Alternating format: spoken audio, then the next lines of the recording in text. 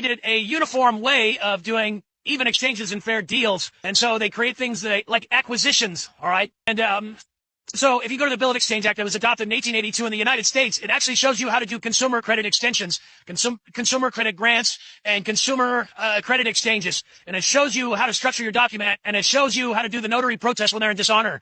See, they got everybody blindsided with the UCC, which talks all about commercial, because they want you in commerce. They want you in commerce. They don't want you to read the Bill of Exchange Act of 1882, okay?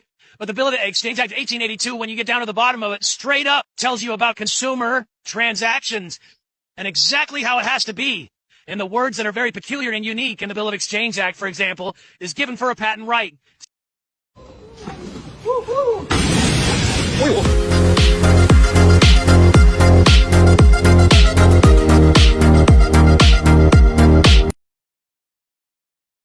Here's a major thing that they don't tell you about the Social Security number.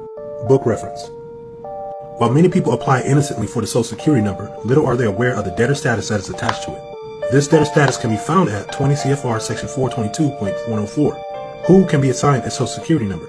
Persons eligible for Social Security number assignment. We can assign you a Social Security number if you meet the evidence requirement in section 422.107 and you are 1. A United States citizen. The term you that is italicized and bolded in the above mentioned code is even defined. Pursuant to the definition section in 20 CFR section 422.402, it gives a clear definition of you as it states, you means an individual who owes a debt to the United States. So the moment you apply for a Social Security number, what they're saying is that you are now held liable for the debts of the United States. And again, this is the stuff they don't disclose to you.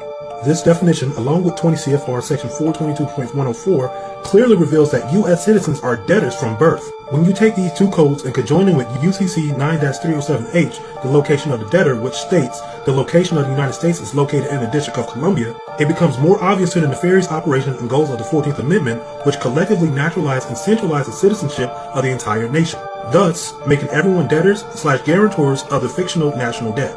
This gives a new meaning to the biblical verse, born in sin, as sin in some circles is metaphysical for or symbolic for death. So the moment you apply and get a Social Security number, you assume the role of a debtor. So you got to ask yourself, how can a baby be a debtor to United States debt if it just got into this world? Well, just like in the enslavement period, if your mother was a slave, then the child born is a slave as well, because the condition of the mother is the condition of the child. So now you take the same concept and apply it to today, because the new slaves are born in sin or born in debt because they are debt slaves. That's why the whole system operates off debt, because we're under a fiat debt currency system. And this is just one of the things they don't tell you about the Social Security number. So if you like this video, share this out, comment your thoughts, and follow for more informative content like this video. Peace.